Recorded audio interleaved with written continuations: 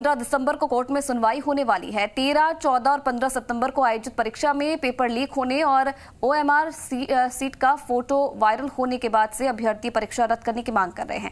RPSC और सरकार के स्तर पर सुनवाई न होने से अभ्यर्थियों ने कोर्ट का दरवाजा खटखटाया है।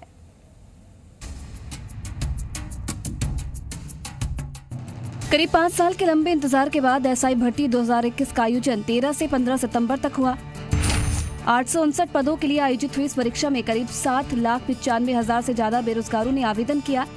वहीं 13 से 15 सितंबर तक 3 चरणों में आयोजित इस परीक्षा में परीक्षार्थियों की उपस्थिति 48% रही। लेकिन परीक्षा से पहले चरण 13 सितंबर को ही पेपर सोशल मीडिया पर वायरल हो गया। उसके बाद 14 दिसंबर को परीक्षा केंद्र के अंदर से वीडियो और 15 सितंबर को ओएमआर शीट की फोटो वायरल हुई। इसके बाद परीक्षा में शामिल हुए अभ्यर्थियों ने इस भर्ती परीक्षा को रद्द करवाने की मांग की, लेकिन कोई सुनवाई नहीं होने पर आखिरकार अभ्यर्थियों को न्यायालय का दरवाजा खटखटाना पड़ा। 3 बार सुनवाई टलने के बाद अब इस मामले की सुनवाई 15 दिसंबर को होगी।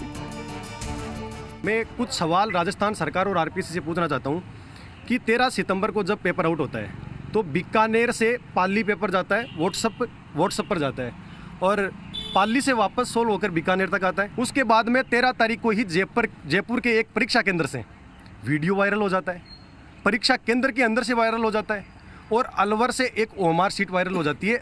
एसओजी अपनी रिपोर्ट में दिखाती है कि ये दोनों एक ही सेंटर के हैं, जबकि अगर दोनों वीडियोज़ को चेक किया जाए तो उनमें टेबल का कलर अलग है। साफ साफ स्पष्ट है कि एसओजी अपनी फर्जी रिपोर्ट बना रही है। भर्ती परीक्षा में शामिल हुए अभ्यर्थी सुमित शर्मा का कहना है कि जब 26 लाख नीट अभ्यर्थियों की परीक्षा एक दिन में हो सकती थी तो 8 लाख अभ्यर्थियों की एसआई भर्ती 3 दिनों में क्यों आयोजित हुई। पेपर आउट होने के पूरे सबूत मौजूद हैं। वीडियो और ओएमआर शीट को फोटो वायरल होने के सबूत साबित हो चुके हैं, लेकिन इसके बाद भी ना तो आरपीएससी की ओर से कोई ध्यान दिया जा रहा है और ना ही सरकार की ओर से कोई कार्रवाई अभी तक नहीं हो पा रही है। फिर मैं सवाल पूछना चाहता हूं कि लगभग 150 से ज़्यादा डमी कैंडिडेट पकड़े जा चुके हैं, 150 से ज़्यादा अपराधी गिरफ्तार किए जा चुके हैं और आरपीएससी के चेयरमैन भूपेंद्र यादव जी कहते हैं कि पेपर पूर्ण पारदर्शिता के साथ में हुआ है। अगर पेपर पूर्ण पारदर्शिता के साथ में होता, सवाल ये बनता है कि शिक्षकों को सस्पेंड क्यों किया गया। लगभग 150 से ज़्यादा डमी कैंडिडेट पकड़े जाते हैं, फिर भी कोई कार्रवाई नहीं है। अभ्यर्थी सुमित शर्मा ने बताया कि जब किसी भी तरह से राहत नहीं मिली तो हमें अदालत का दरवाजा खटखटाना पड़ा।